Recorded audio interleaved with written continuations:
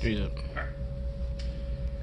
So, when designing any sort of publication, like a newspaper, book, or web pages, what you're really doing is you're creating and manipulating smaller elements that kind of fit together to create an overall idea. Kind of like a pieces in a puzzle, everything needs to be arranged in a way that consciously and subconsciously resonates with your reader. If you don't, the odds are that the message you're trying to convey is probably going to be lost or just doubled up. Luckily, this is where the idea of Gestalt theory comes in. So, a Gestalt is essentially a fancy German word meaning that a whole is greater than the sum of its parts. In our textbook, Design is Storytelling by Ellen Lupton, she gives the example, a cluster of dots becomes a face, a clump of letters becomes a word, and dashes painted on a roadway define a path. The Gestalt school of psychology was first created by Max Wertheimer in the early 1900s. In his article entitled On Perceived Motion and Figural Organization, published in 1912, he begins to look at the way that we group certain things together and what it does with our brains. He had the idea of what was called apparent motion, where two dots on his page, static images, appeared to move based on how they were placed in relation to each other. This prompted further research into looking into how things are grouped, and eventually, 11 years later, in 1923, he publishes the article on the Gestalt principles. He outlines the factors of grouping and defines the principles into, it was about 6 or 7 main principles. In this presentation, we'll be focusing on proximity, similarity, common fate, good continuation, closure or completion, and lastly, figure ground. As I said, there are a few others, but these are the main 6 that have become more mainstream in our designs today. So I've prepared some examples for you guys, and the first one we're going to be starting with is proximity. According to Wertheimer, proximity is defined as the general tendency according to which single items are integrated or segmented according to their distance or proximity from each other. So up here we have the pretty iconic IBM logo. It's pretty simple, just made up of 3 letters, IBM, and each of the letters are made up of horizontal bars that are different shapes and sizes. On their own, the bars wouldn't make much sense to us, and even if they were stretched out in the same places that they are now, we probably wouldn't be able to see them as IBM. When kind of smushed together and fixated in the spots that they are, they become the letters IBM.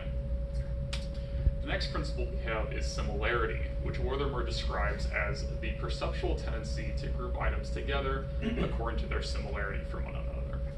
So we have a few different things up here. We have 2 colors, red and white, and then 2 shapes, circles and squares.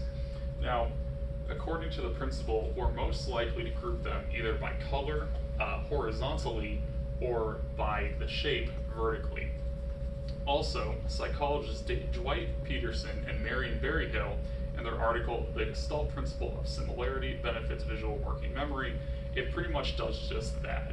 Elements that look alike are most likely to be more memorable for us.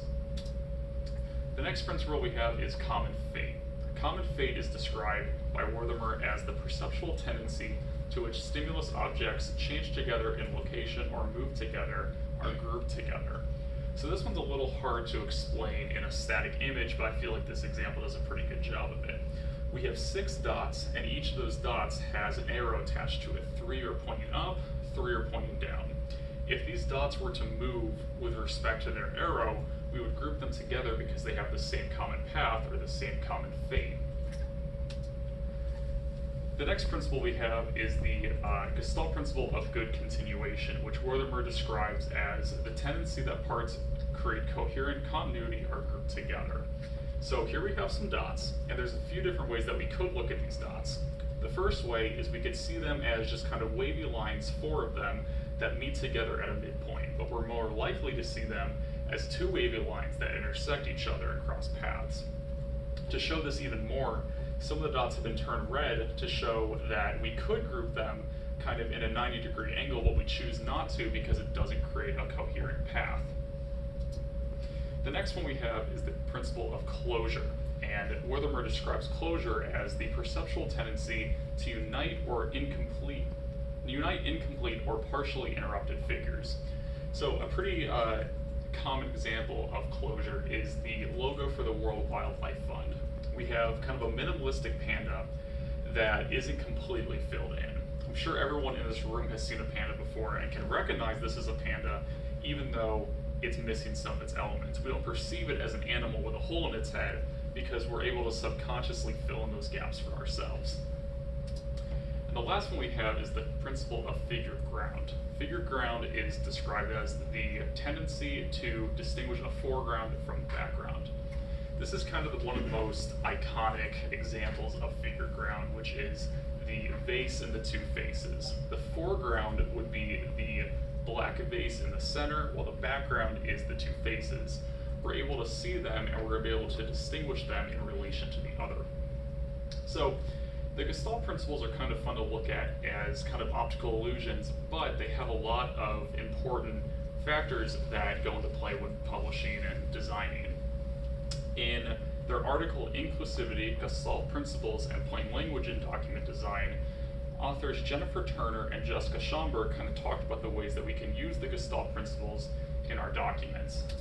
I've kind of taken some of their examples and have put them up here for you. The first one deals with the principle of figured ground. So on the left, we have kind of a really dark background with a black font. It's very hard to tell because the contrast is pretty similar. In the middle, it gets a little better. The background, it becomes a little brighter, but still hard to see. The right one is the obvious choice. You have the black text on the white background, the foreground being the text, and the background being the white box. The one underneath of it shows both continuity and similarity. We have a chart that shows weeks in a semester and then the amount of circulations per week. In the first one, we have these horizontal bars that separate the semesters, even though all of their information is relevant to each other. In the improved image, those bars have been removed to show kind of a better flow of the information. You're not stopping at the semesters. We also have similarity where the weeks are grouped together and the number of circulations are grouped together. There's no kind of mixing of them. The next one we have is an example of both closure and proximity. In the left example, we have a number of questions that were asked and the amount of times those questions were asked. In the left example, all the information is just kind of jumbled together. It's kind of hard to distinguish between the questions, and it's hard to distinguish between the questions and the number of times asked. In the improved version, there have been boxes. Boxes have been created to segment off each question and the number of times asked. So the questions and the number of times are close in proximity, but we can still distinguish them. So when you learn how to effectively use the Gestalt principles of design, you're learning how to subconsciously tell a story to your reader. If you don't have, no matter how well your argument is, it won't work if it's not presented in a way that makes sense. It's like pieces in a puzzle. Thank you.